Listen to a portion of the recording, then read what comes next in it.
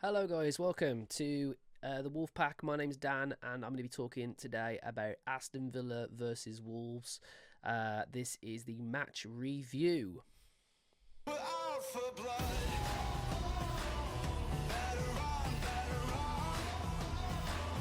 Here it comes, here it comes.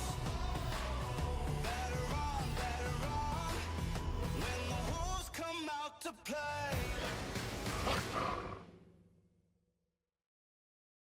So, as you can see, it finished Aston Villa 2, Wolves nil, and it was very much a result that no one was really shocked about. Aston Villa obviously are a gulf in class on Wolves this season, especially Unai Emery is doing an absolutely incredible job at keeping Villa all the way up in that top four race, and also they have a lot more players that aren't injured, and ultimately all of those things went against Wolves today, and that's exactly why we couldn't get any points. But we're going to talk about it. So let's talk about. I suppose we'll talk about the first half. The first half of football for Wolves today. I actually thought that Wolves started really brightly. I thought that we really pushed Aston Villa back. We stretched them really well, made the pitch lovely and wide, ultimately used some really good wing play with Ait Nouri and Semedo either side, switching when it was necessary, and really just creating a lot of problems for Villa that I don't think anyone was really expecting. Yeah, we were really pleasantly surprised at the Wolfpack at the first half performance. Up until the goal, which we'll get to in just a minute. We had some really good chances. I think the one that everyone's going to be talking about is obviously the Rain Ait Nouri chance, where Rain Ait Nouri, he literally got the goal at his mercy after a lovely little ball over the Villa defender. I can't remember who it was, but really made a meal out of clearing it, and it falls lovely to Rain Ait Nouri. He has a lovely touch to get the ball under his spell, but then has all of the goal at his mercy, like I said, and he completely just batters at Martinez, and it was a really horrible part of the game, really, because it was early on in the game, and it was where Wolves were really in the ascendancy with the possession, and it really looked like that was going to be um, you know, a goal that was deserved from a Wolves standpoint. I thought that that was definitely something that we'd definitely been working on training, making it a really awkward pitch by stretching their back line and then putting balls over the top of Villa, because obviously they play such a high line. Some of the defenders sometimes have to get into position, and that always causes problems for teams like that. You've seen that against obviously the likes of Spurs and stuff like that, where the defenders spend ages trying to get back into position from being so high up the pitch. That's where the chance came from for Ait Nouri, but unfortunately he couldn't put it away. And honestly, that was really um, the pinnacle, really, of Wolves' possession and threat. And unfortunately, we couldn't keep that up long enough before Villa scored, and they they started to get a little bit of a foothold in the game. Wolves started stepping back a little bit more, and not really utilising the width of the pitch.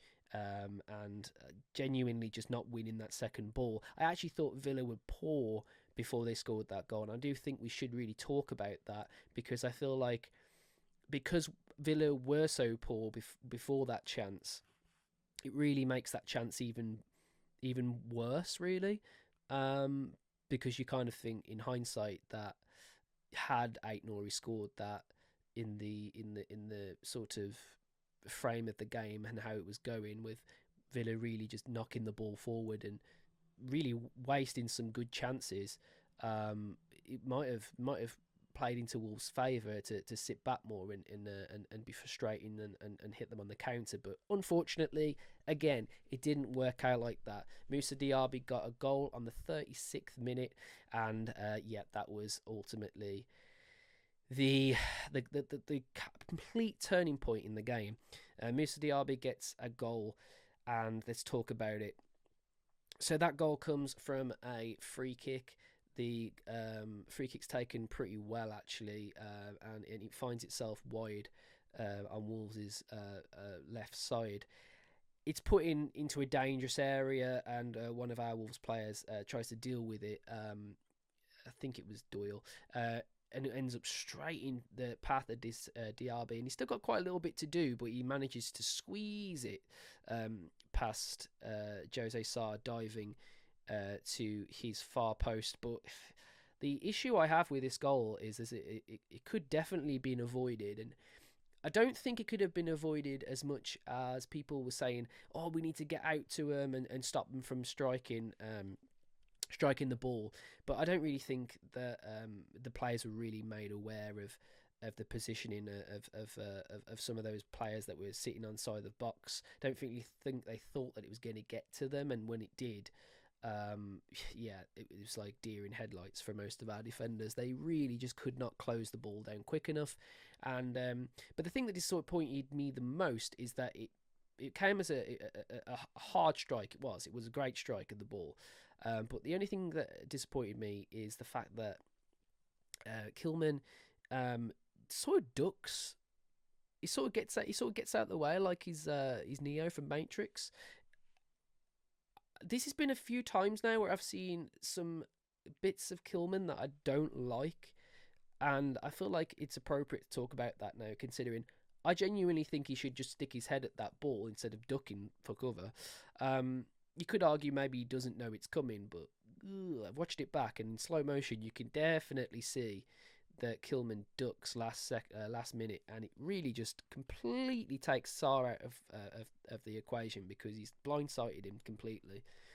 So yeah, poor positioning for our defenders, but Kilman just has to do better, man. Just stick your head at it, bro.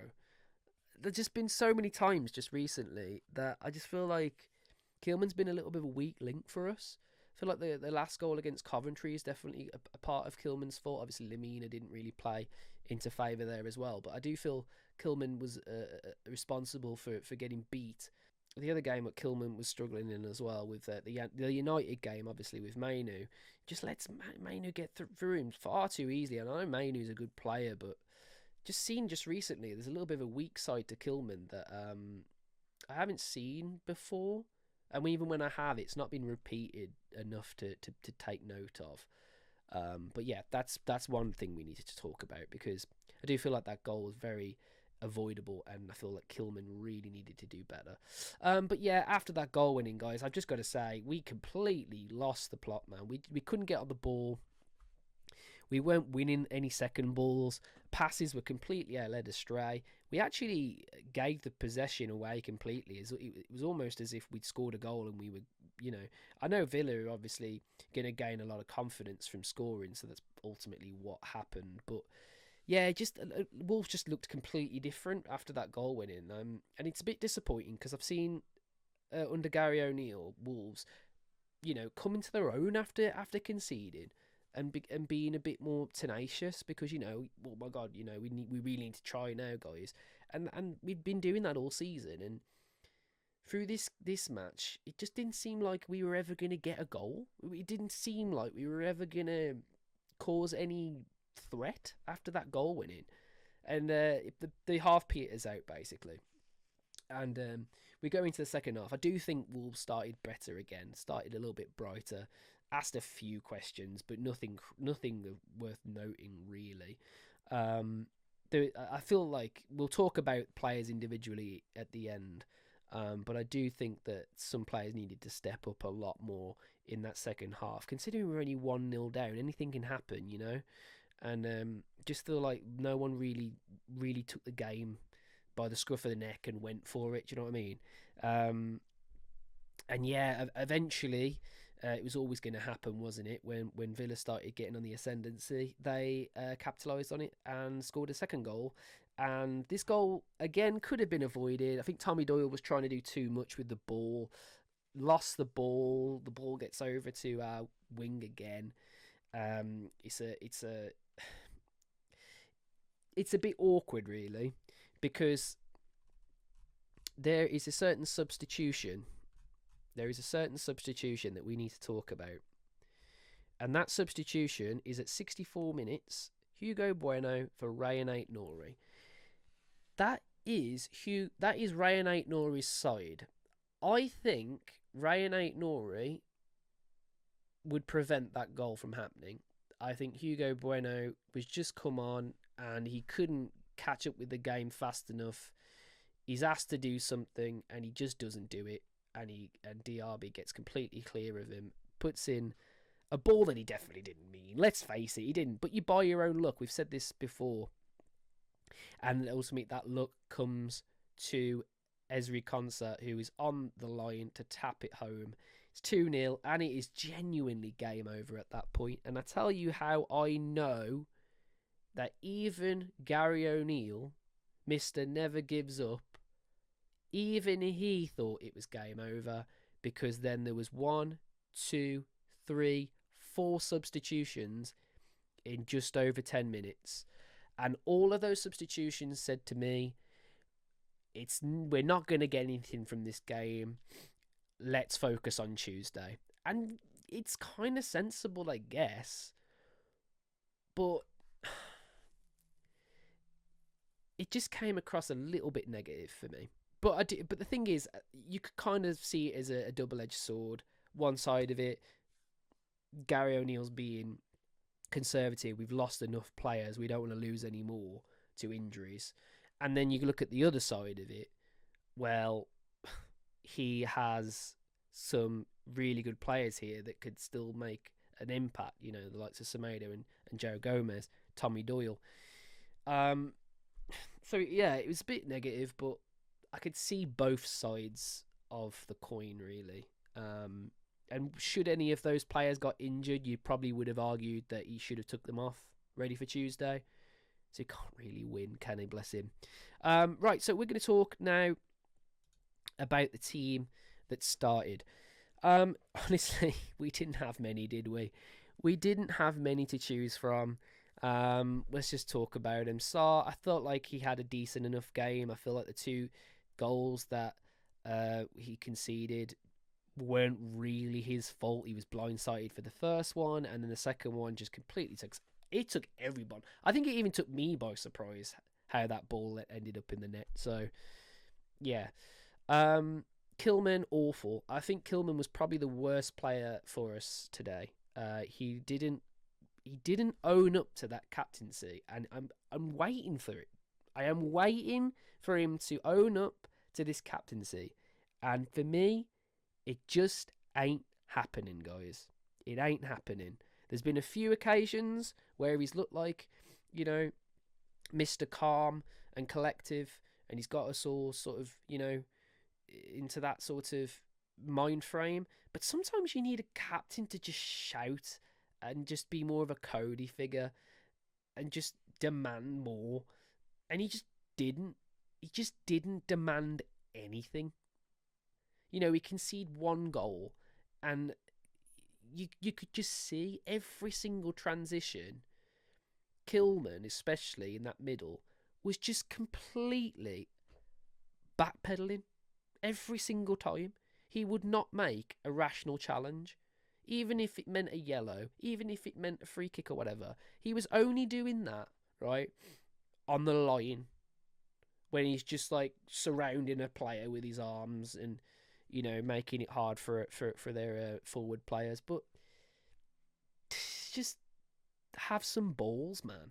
When players are running at you, just put a foot in. I just feel like he backpedals, and it's too late then. So yeah, awful. Totti, I thought everything he was asked about, I thought he got forward well. I actually thought that of Bueno as well. I thought both of them, when they needed to break the lines and sort of get through these little gaps in the midfield, I thought they did an alright job. I think Breno got caught out a few times and wasn't quick as Totti to get back. And that does scare me a little bit, because I thought Breno had a little bit of pace, but I feel Totti's quick, man. He's super fast. And him getting back was not a problem, but sometimes Breno was caught out of position up here prattling about, and there's a few times where Villa could have punished us. I thought Doyle was really good up until the first goal, where then I just thought that we were just headless chickens in the midfield trying to, I don't know, just get scraps. And ultimately, I think that played into Villa's favour, to be honest, because there was just so many fouls given away, and it just wasted more and more time until, you know, the game ended. And I feel like the same a little bit for Joe Gomez, but I do feel like some of his tackles were very, very good. One of their players, where is he? Moreno? No, Rogers. Rogers was getting forward, man. He was cutting back here, helping Moreno, and then he was just bushing forward here. And he got all the way to the halfway line a few times. And the only bloke that could actually stop him without fouling him was Joe Gomez. So he did his job for me. There was a couple of times where obviously he could have picked a better pass and everything, but for what you want him for, which is the dirty work, I feel like he did a decent job. Sarabia was awful. He was definitely the worst out of the attacking players, and I mean, you can say that you got Lamina on the wing, and then you've got Sarabia, who is actually a winger, and I just thought he was awful. Like he didn't get forward in the right way, and when he got the ball, he just wouldn't release it to Chouameni at all. It's like he doesn't trust these young players, and you've got to trust them because they're all we have. And Sarabia sometimes just looking forward, looking at him, going, nah. And he'd link play with Semedo, and they'd end up going all the way back around again, and it just wasn't working. And I just think Sarabia today was very selfish, and I swear to God that was his game today. He was a selfish player. At one point, we had a lovely opportunity for a free kick, and you're thinking that is Doyle territory, man. Doyle territory. That's his bread and butter. He's going to pop it right in one of those top corners. And Sarabia takes the ball and just completely misses. And I'm like, dude, what are you doing? Like, that's not... I know you're all right at free kicks. You're great from a dead ball situation. I ain't seen you score a goal from a long way away, like I've seen Doyle. And yeah, he's probably not done it enough for Wolves, but I've seen him do it enough for other teams. I just think that was just really weird. Sarabia, awful. Lamina, in that position, right? He's only had a few games. Sometimes he was okay, but I tell you the worst part about him being here, he's not here. And because he's not here, in the transition, all of this space was completely anybody's. Any Villa player on this side had all of the space in the world, because Lamina would drop into here when on the transitions, on the defensive transitions, and it left all of this space, and it left poor Ait-Nouri, who was also trying to get forward, and Totti, an absolute battle and a half on this side. And it's disappointing, because I do think Lamina, he could be a decent winger. However, because he's so good in the middle of the park, you lose that. So is it worth it? Now, I tell you, we'll carry on anyway. Chouameni, it was his first ever game, guys, man. It was his first ever game, and the game was too big for him. The league is too big for him, and it's not his fault. You know, he's young. He's trying his best. You know, he scored for the England under-21s. It will come for him. Maybe not even in a Wolves shirt, but it will come for him. And I just feel for these youngsters, man, that have to bear this responsibility of being a Premier League striker. I mean, it's hard for the best of them. But like an 18-year-old, it's just too much. And I get that we haven't got any choice. I get that, but you can't also say that he was a bad player or he played bad, because it's not fair. It's really not fair that he gets to be put there. All in all, my man of the match, guys, is probably going to be Nelson Semedo. I thought Nelson Semedo didn't put a foot wrong that whole game.